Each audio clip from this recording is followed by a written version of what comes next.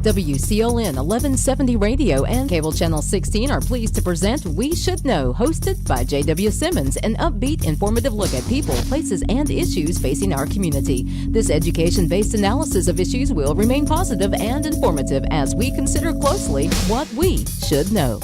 Ladies and gentlemen, welcome back. I want to thank you for being with us today. We Should Know is on the air each and every Tuesday at 2:30. We come to you from WCLN Radio, Star Communications Channel 16, to try to bring you information and maybe a bit of education about subjects that you've thought about, know something about. Maybe we can add a little bit of weight to that, give you a little more information about it. Today is one of those days that I'm excited to have with us Larry Wooten, who is the president of the North Carolina Farm Bureau. Larry, thank you for being with us. Glad to be with you, JW. Thank you so much for having us. Absolutely. And Lynda, Loveland, I want to thank you for being with us, and you're the Director of Communications for the entire state for the North Carolina Farm Bureau. Yes, thanks for being here. Absolutely. It's fun to be here. We'll say it's a beautiful day in Sampson County, but it's hot, it's humid.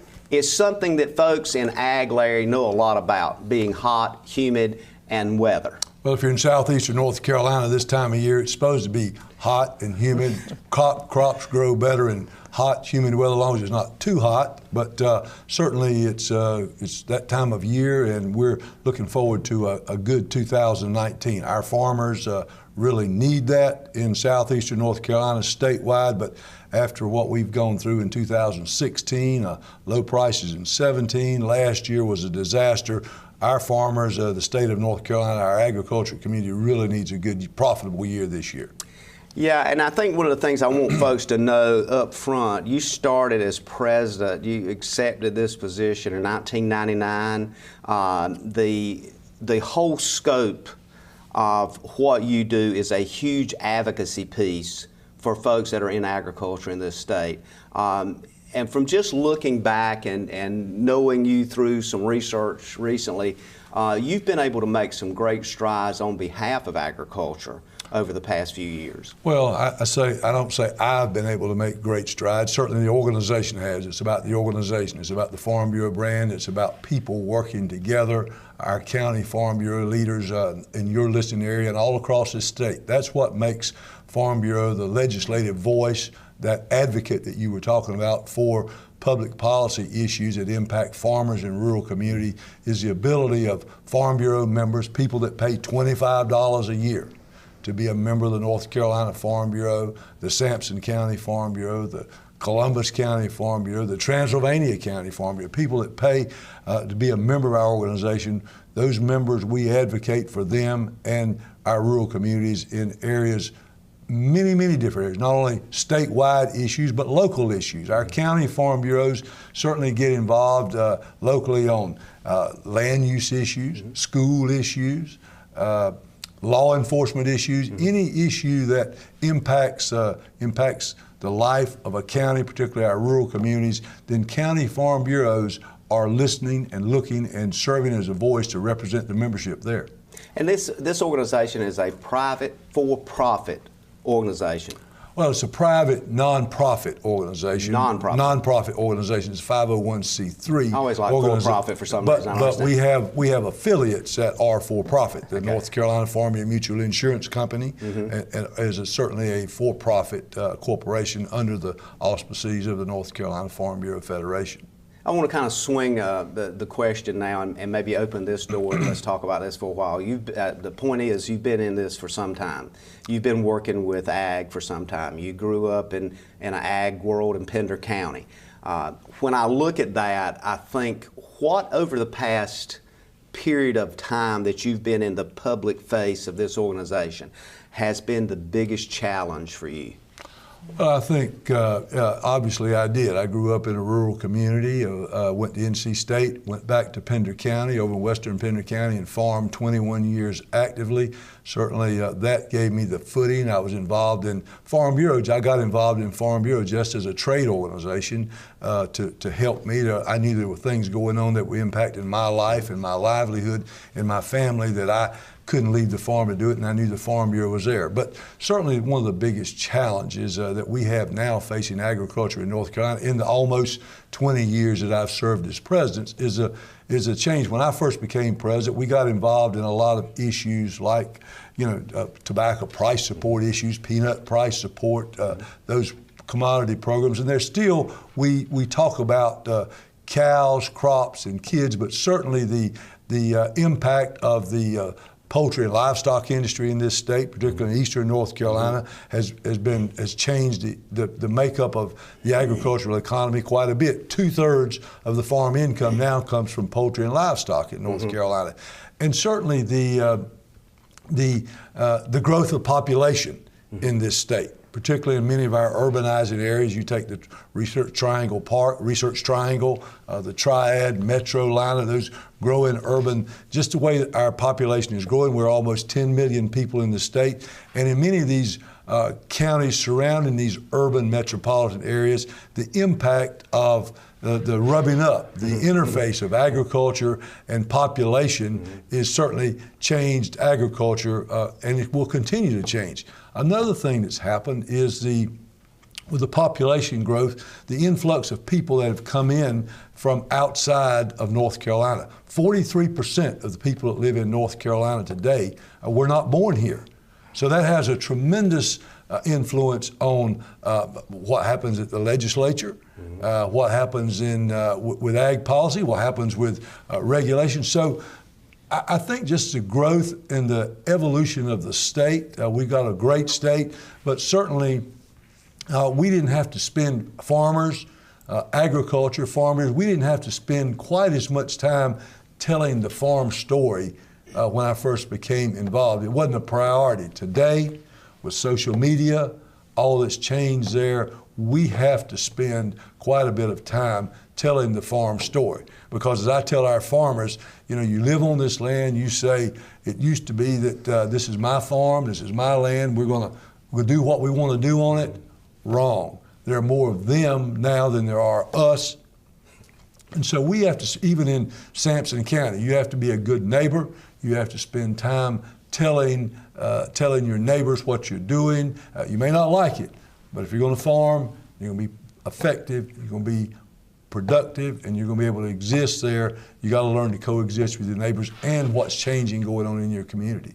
Well said. Lynda, I think you can look at this being a lady from the outside coming in, 19 years experience as an anchor, reporter. You've done both Capital Broadcasting with WRAL, you've done radio. When you look at this whole communication medium now, and particularly as you're now the Director of Communications for this huge organization, that, as we just talked about, not only in North Carolina but nationally, but for North Carolina particularly, what do you see? Do you see a missing link that we need to plug in and say we need to do more here, we need to connect more here, we need to do this? Where do you see it from your mind as a communication quote person? The biggest disconnect I see is just between farmers and the general population. They don't know, the general population doesn't know the farmer story. And I really think they want to know. And that's been one of my biggest focuses. President Wooten talked about the kind of the rubbing up against of the urban and the farmers coming together with their land. And I'm trying to fill that void and sort of being the go-between. And my goal has been to tell the farmer story. I think they feel like they've been vilified with some of the stories that have been playing out the last few years, whether it's the hog nuisance lawsuits, things going on during the hurricane. And I think they just want their story told, and from their perspective, and just getting the public to know who the farmers are and where their food comes from. And I really think people want to know. And that's really what I'm trying to focus on. And that could happen really at a grassroots level. That can happen right from the farm with the use of social media now. So we're trying to get the word out. Every time we have any kind of a conference, we're trying to tell everybody, hey, you have a phone, everyone has a phone, snap a few pictures, put it on Instagram, put it on Facebook, tell your story. So not only are we as Farm Bureau helping them tell their story, but we're helping them tell their story.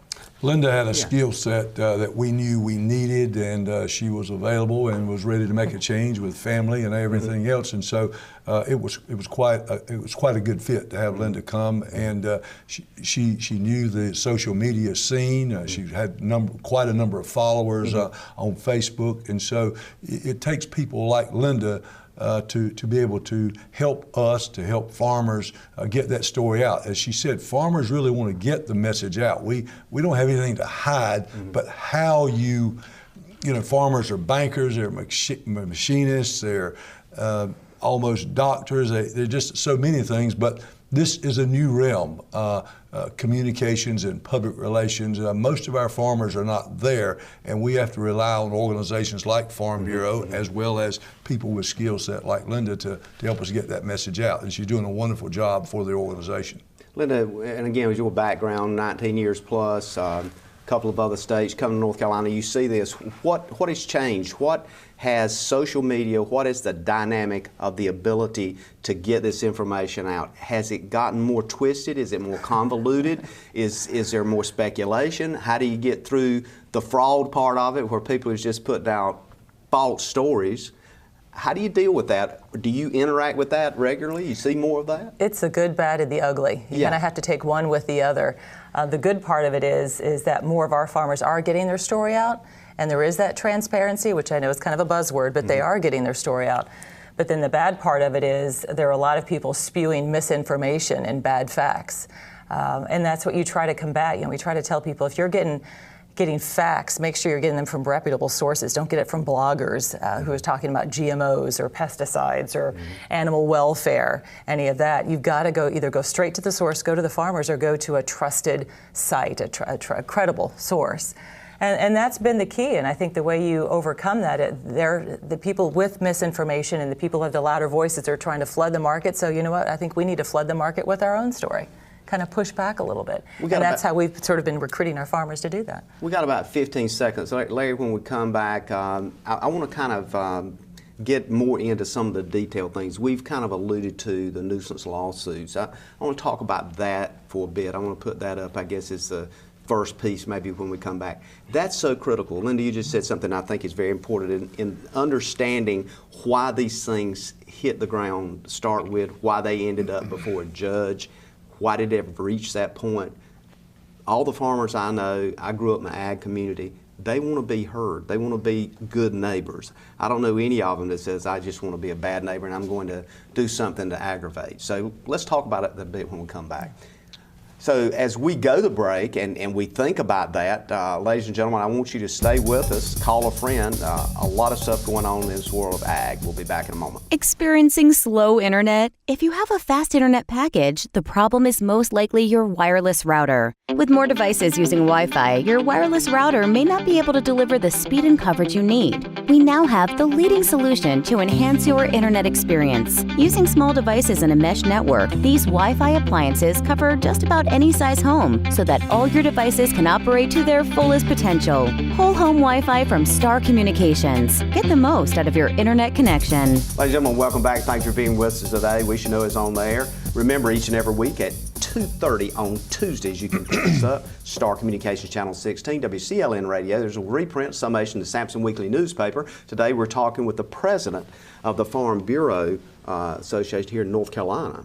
And that is Larry Wooten. And we also have the person that is, I'm going to say it's new, but it's really not new. You've been there a few years now, the communications director for this organization, Lynda Loveland. Lynda, you've got a well-tracked name out there. Folks recognize that name. After 19 years of being an anchor, reporter, radio, you're well known. So is Larry Wooten. So we're kind of making a new kind of recipe here, one that people knows each, and people may be scratching their heads saying, I didn't realize that she left Channel 5 to go to work for the farmers. But in this state, everything's about farmers, Larry.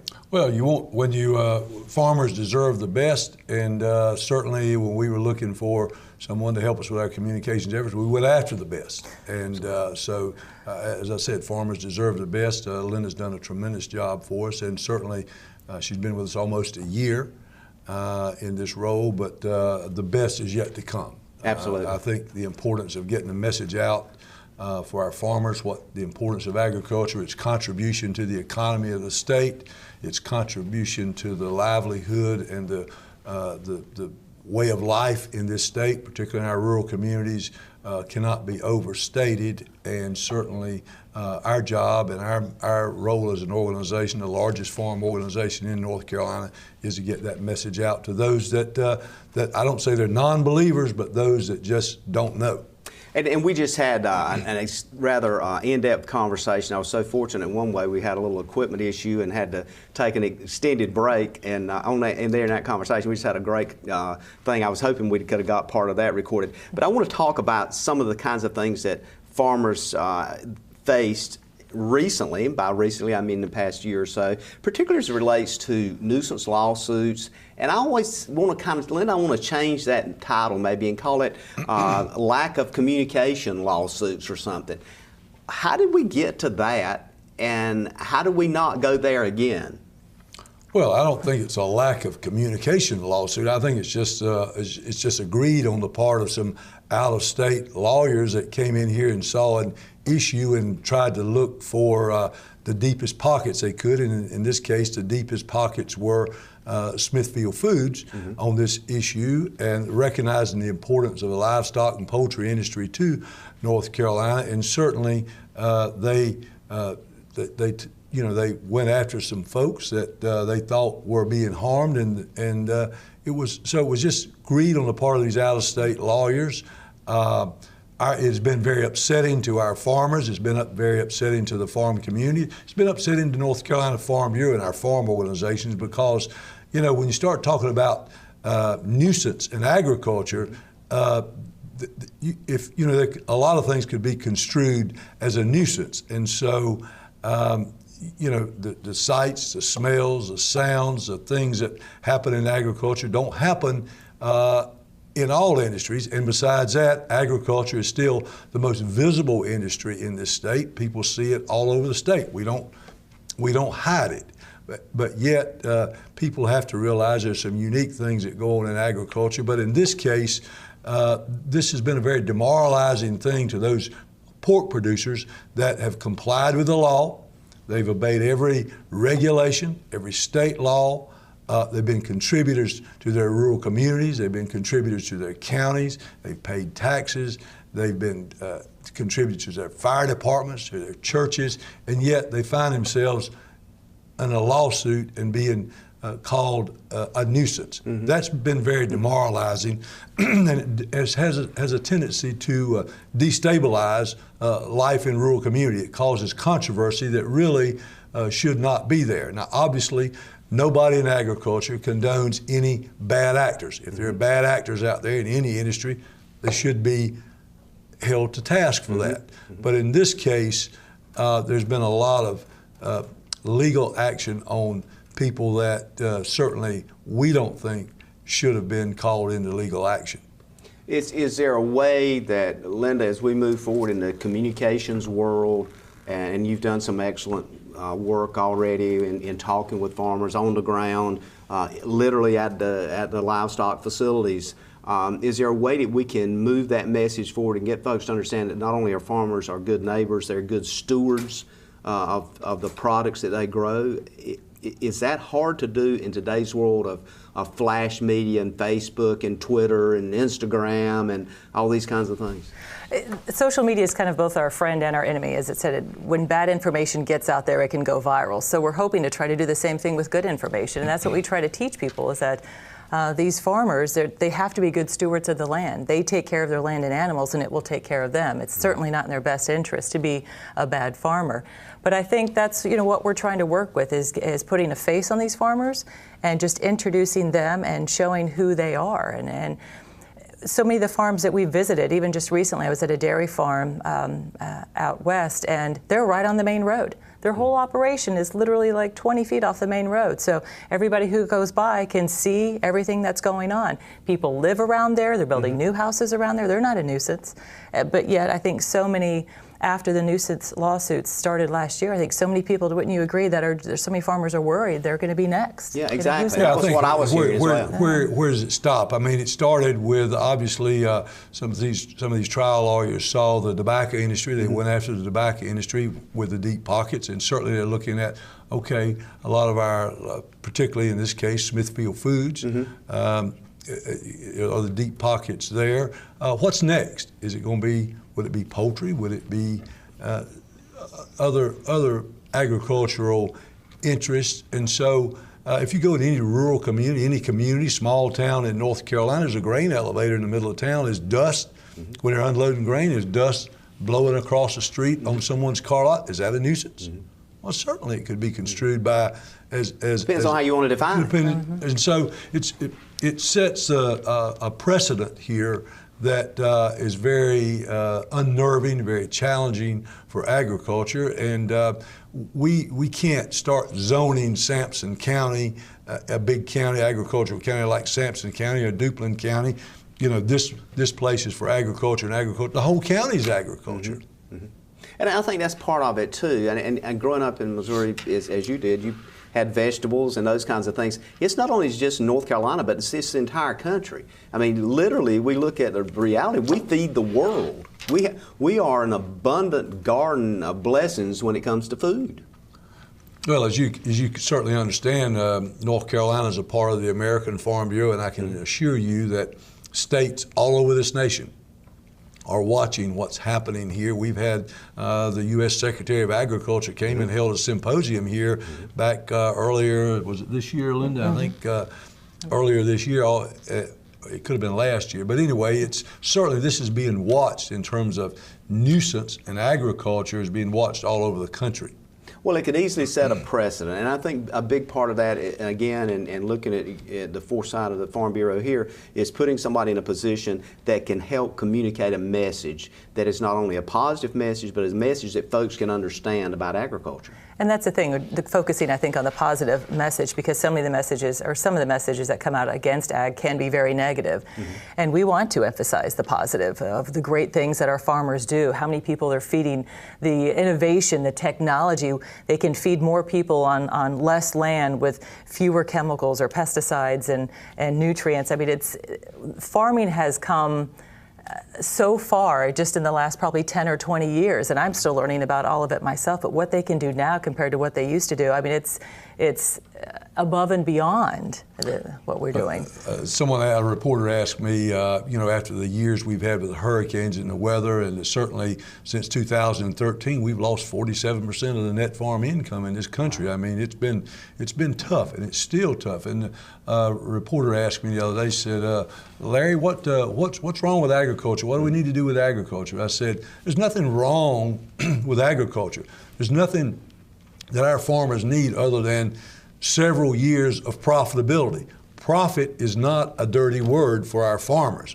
And for someone to say, well, as a farmer, you made a profit 3 out of 5 years, horse feathers. That no other business is going to say, well, we accept we'll make a profit 3 out of 5 years. That won't work for folks anywhere. That won't work anywhere. And so we've got to. One of the things I'm really concentrating on now and working is, there's nothing wrong with agriculture that profitability won't fix. Our farmers, our hardworking families, they deserve a profit. Not only for the risk they put in, but for the hours they put in, for the sacrifices they make. And they don't want a handout. Nobody's wanting a handout, but certainly they need to be paid at the marketplace for the products and the quality of products, the safety of the products, for the quantity of the products that we produce that feed this state, this nation, and the world. And you can't say, well, we just broke even. That won't contribute to growing the farm, expanding the farm, bringing the next generation. And that's a real thing. Our young people looking at, when you have a down cycle like we have now, no profitability, and they see what their parents are going through and their neighbors, do they say, do I really want to come back and get engaged in that? We've got a lot of young people that are great that through our land-grant universities, not only at NC State, A&T, over at University of Mount Olive. What a great ag program there. Many of our community colleges have got an ag program. We've just got to have an environment where these young people can come back and make a profit. And that environment's it takes markets. These tariffs are having a tremendous impact on North Carolina agriculture. The uncertainty of this, we need this United States, Mexico, Canada trade agreement. We need it passed by the Congress. Canada and Mexico are our two largest export customers in North Carolina. How much pork and poultry go? As I said earlier, 2/3 of our farm income comes from pork and poultry. So we got a lot to talk about. We're going to take a break, and we'll come back. I'm going to touch a little bit more on the tariffs issue and what's going on with that. Ladies and gentlemen, stay tuned. Call a friend. We'll be back in a moment. We're talking about agriculture with Larry Wooten and Lynda Loveland. You come out to replace a bad sensor, and that adds a 5-year commitment to my contract, and you don't tell me? Here's your sign. Switch to the sign that's keeping homes secure and customers happy all over the area. Security from Star Communications. We pride ourselves on fair pricing and quick, friendly service every time.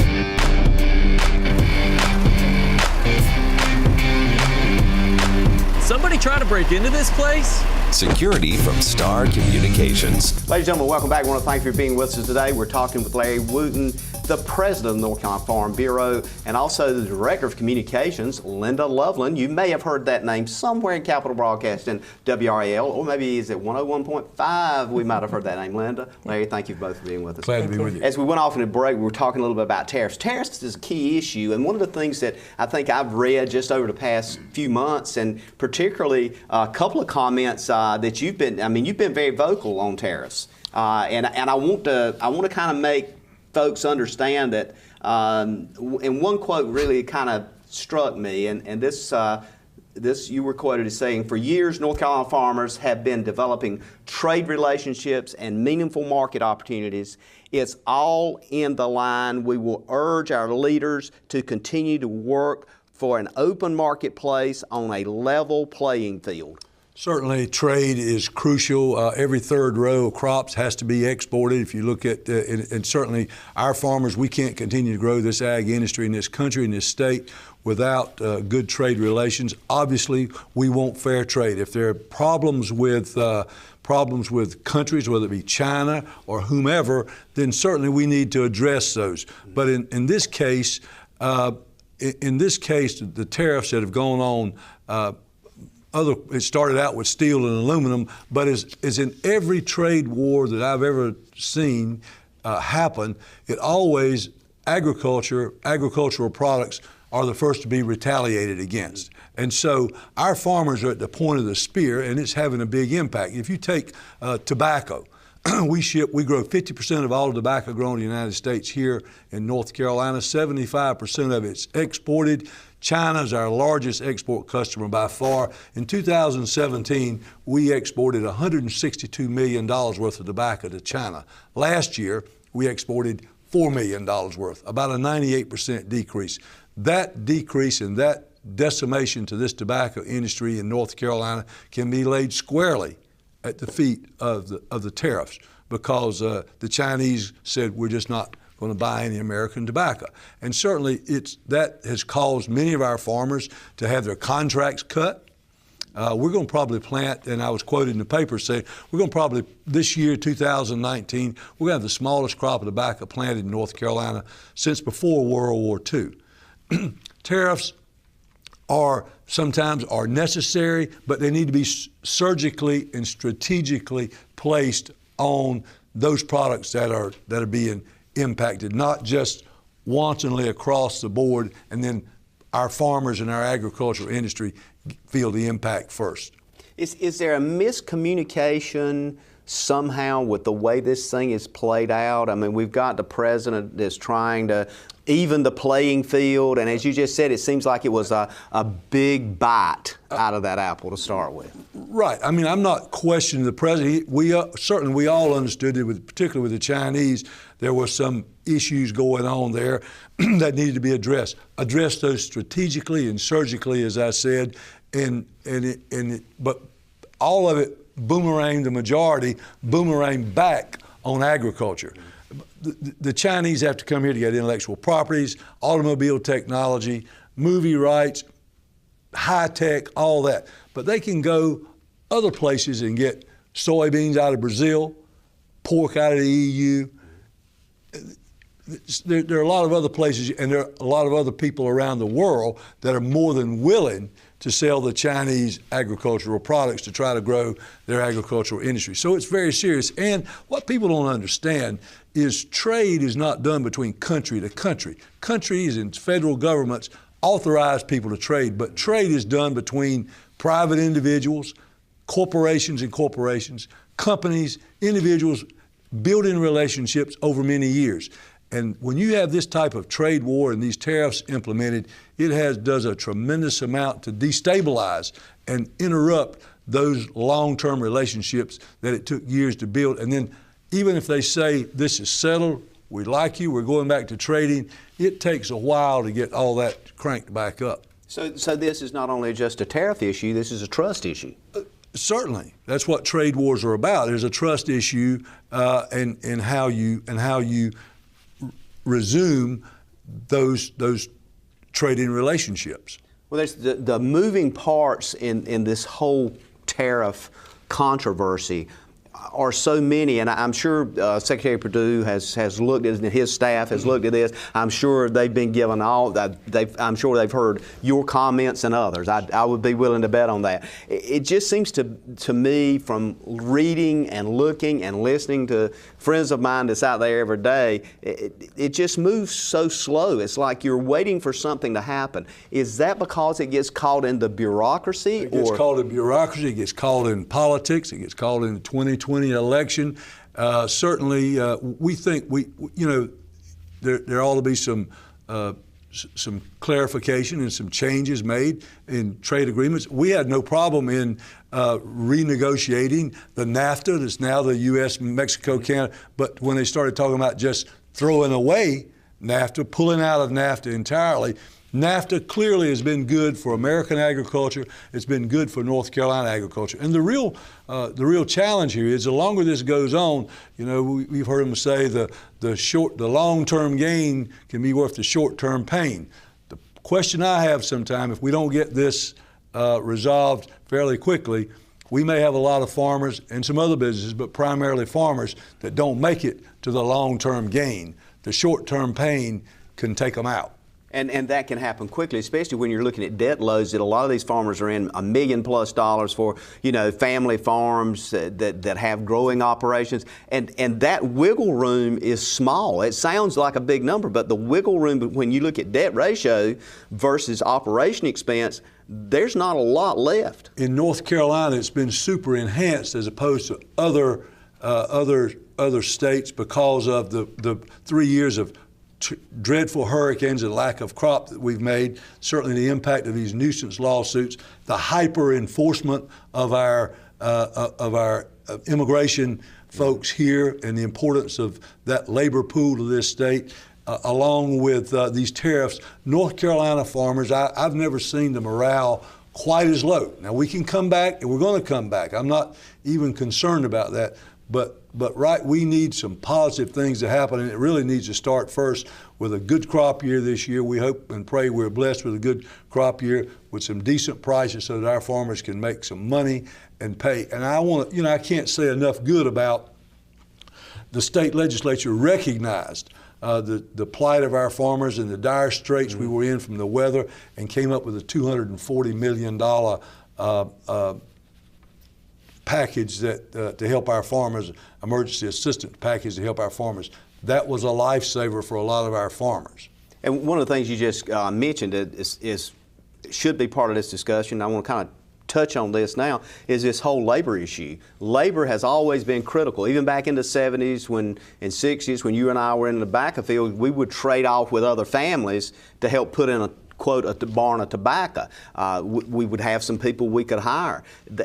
Those people are literally slim and none now, and we're depending on a lot of immigrant families that live here to fill that place. Talk to us about that from what you see from India. Well, I think, with our diversity of agriculture, North Carolina's the third most diverse state in the nation, behind California and Florida. We grow everything from apples to zucchini. A lot of those crops are labor intensive. You take tobacco, fruits and vegetables, which includes sweet potatoes, blueberries, ag nursery and greenhouse, where our growing population, all the sod, ornamental crops, and Christmas trees. All those are very labor-intensive crops, and we've got to have labor. And I tell folks all the time that foreigners are going to pick your crop, pick your food. Are they going to do it here? Or are they going to do it somewhere else? And certainly, agricultural labor, we're short. Right now, we're in blueberry season. We've got labor that's been tied up at the border because of these border enforcements. We have no problem with mandatory E-Verify. We have no problem with controlling the border. We've just needed an immigration reform out of Congress that will secure the border, that will let us, give us a guest worker program that will work for our farmers and provide a dependable supply of labor. And certainly, this whole debate on immigration is like a three-legged stool. Two legs of it, everybody can agree on. We've been close on guest worker program. That can be worked out. Democrats, Republicans, conservative, liberal, we work on that. Securing the border, we can fix that. That's no problem. Where the wheel runs off, and the third leg of this stool is where the wheel runs off, and it gets down into the politics of the thing, is what are you going to do with the 8, 10, 12 million undocumented people that are here and the impact on the political process. That, JW, is where it just gets mired down into the bureaucracy and the politics and nothing happens. And I've been dealing with this issue for 20 years, and it's time to get it fixed. There are a lot of issues that are costing us money in North Carolina, costing us money in this country that could certainly be fixed if the Congress would step forward and say, this is what we're going to do on immigration. Issues such as out-of-state tuition at our community colleges, drive-in privileges, sanctuary cities, on and on and on. All of these things are the result of not handling this issue by the federal government. Immigration and immigration reform is a federal issue as much as maintaining the military or maintaining our money supply. Is it hard, and Lynda, just maybe if we have to go to break and come back to this, I want to touch on this, because it seems to me that there's that issue, and then there's the ability of the media, and I won't single out any particular source, but you can go to the Sunday morning shows or what have you, and they talk all around the issue, but they never go to the problem and say, okay, the problem exists in lack of decision making and getting it done in Congress. And nobody wants to do that, but we want to talk about everything. How do we get that message moved, and how does that message move forward in such a way that we can kind of make it so clear to folks that Congress will, and I guess this is probably fantasy, that Congress would actually have to act. And maybe we'll just take that, because we're going to have to take a break now in 15 seconds, so I don't want to push that out there.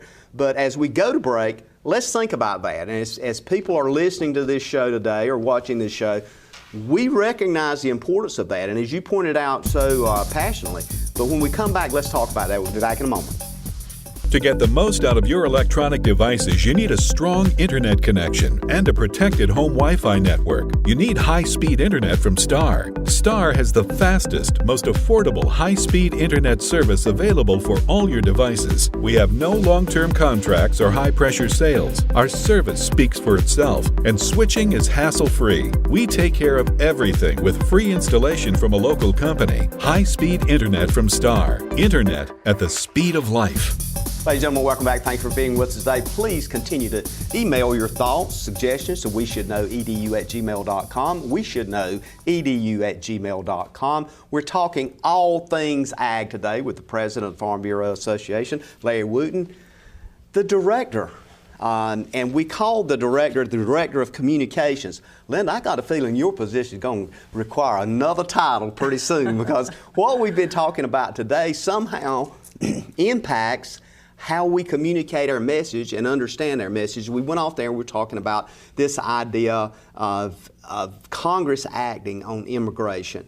And all the kinds of things that media focuses on is the things that, but they never really focus on Congress not moving forward and doing the job that folks elected them to do there. And I have great respect for our politicians, great respect for what they do, and of course when I have them on, they explain that they are one person in a huge dynamic.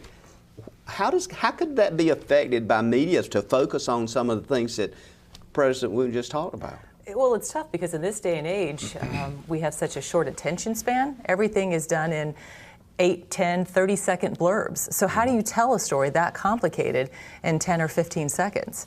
And that's one of the struggles I think that we face getting that across. That can be done through maybe some social media, but I think a part of that goes back to advocacy. We have such a great grassroots organization with the Farm Bureau, and part of that goes back to our members contacting the representatives or even contacting them on social media, tagging them on different stories, and making them aware of what's going on.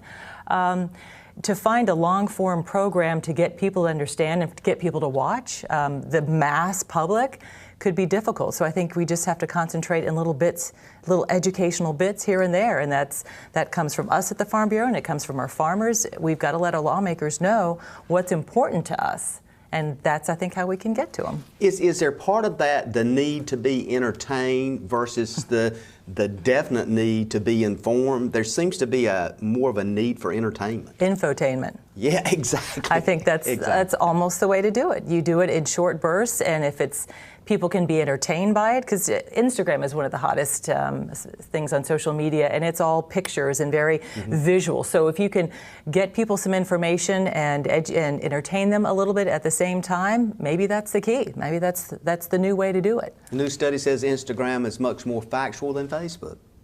Could be. Yeah, I believe thought that. I'd toss that out. So maybe we need to focus on Instagram. Larry, I'm going to switch back to you. One of the things I want to talk about, too, and try to get this in, which I think is an important piece. We've done one show on this, and it's started with the 2018 Farm Bill. One of the pieces of that was hemp, cannabis. We had some folks on a couple of weeks ago. The question I would throw on the table is hemp, cannabis, is it a cash crop or a crop caution?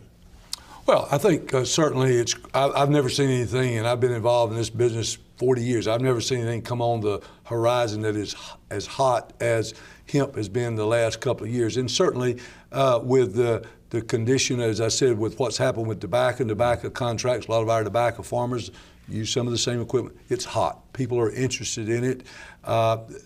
I think it has a lot of potential. There's a lot of work that still needs to be done. There's a lot of good people getting involved in it. My only caution would be for our farmers is, if you contract, it doesn't matter how good be sure you deal with somebody that's going to pay you. It's pretty expensive on a per acre basis to get into it. Let's look at it. I think we've done it right here in North Carolina with the legislature authorizing the Hemp Commission through the Department of Agriculture. We've got good folks there seeing who's licensing, who's going to grow. There's still some law enforcement issues out there to have deal with.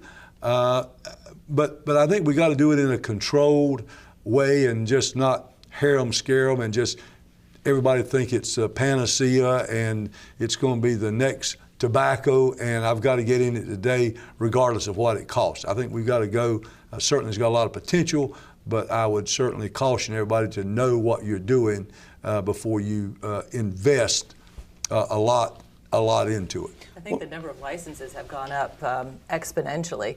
They're between, I think, 700 and 800 licenses now, people that have those. Not all of those people are growing it, but there are people out there with that potential. Yeah. And I think you've got to have, to get those licenses, you've got to have been a farmer or you're currently a farmer. You just can't walk off the street and go, hey, I believe I want a license to grow hemp. And certainly we're not going to be the only state. I mean, every state Farm Bureau president, every meeting I go to, used to you could have a field day and you just have a field day, you have 40, 50 people there. You mentioned hemp, there's 300 people show up at a field day. So I mean, there's a lot of hype, there's a lot of interest.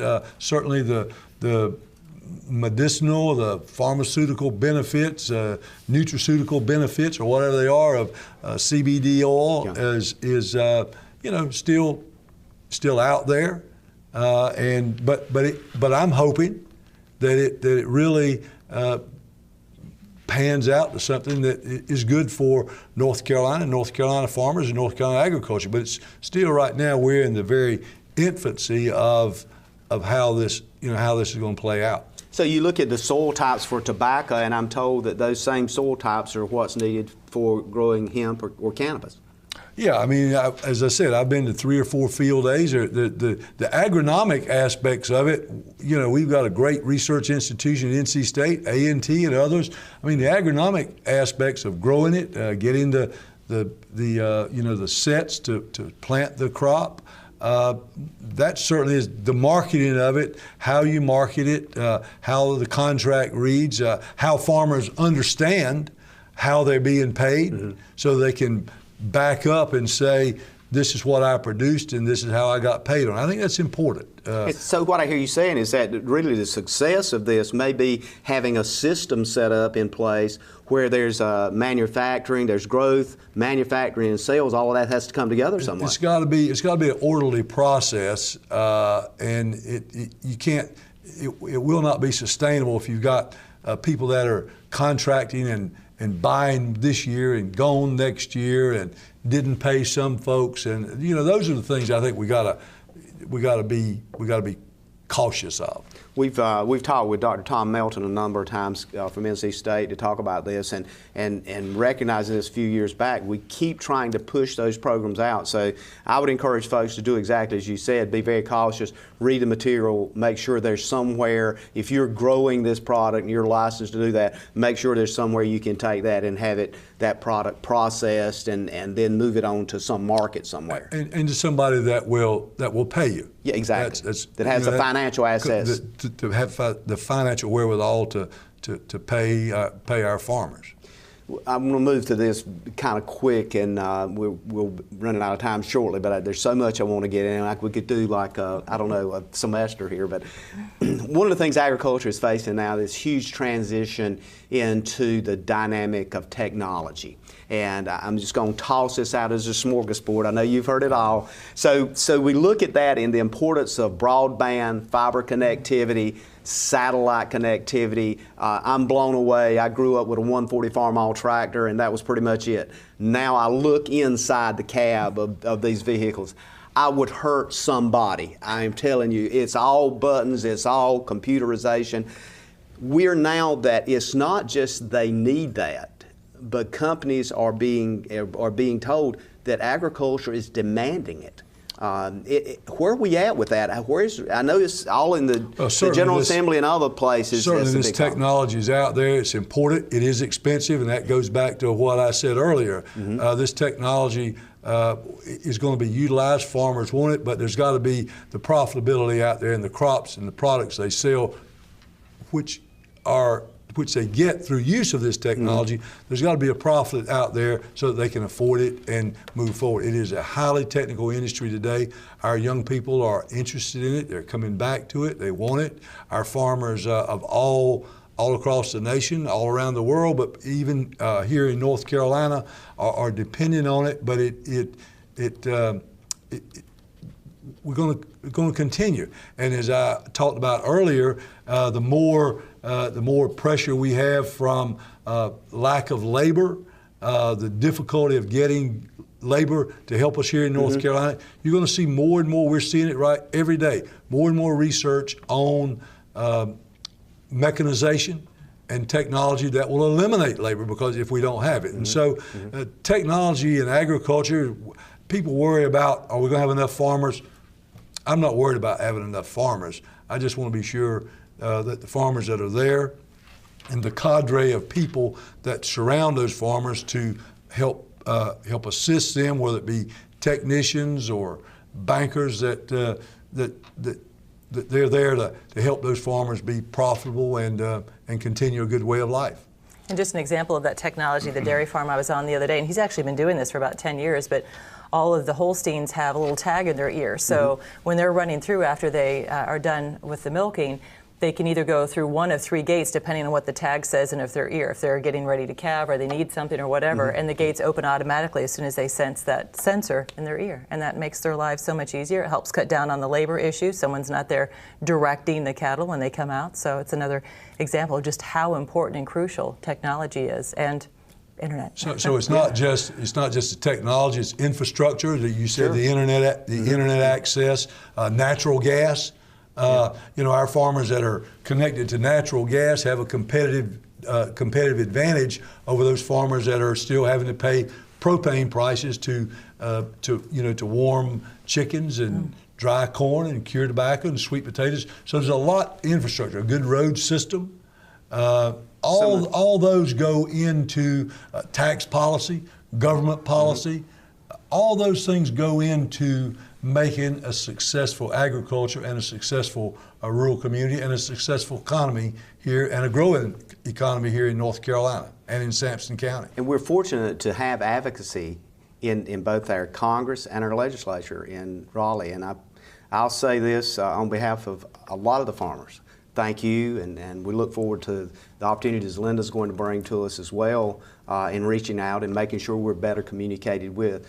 There's huge things happening. It's not going to slow down. Thank you for being with us today. We've got to go. Ladies and gentlemen, thank you for being with us. Look forward to seeing you again next week. Stay tuned on Tuesdays. And as always, as we go to close, we like to say, may God bless. Thank you for tuning in to this week's episode of We Should Know with host J.W. Simmons. If you have a question, comment, or suggestion regarding this or any episode, please send your emails to weshouldknowedu@gmail.com. And remember to tune in every Tuesday at 2:30 for another informative episode of We Should Know.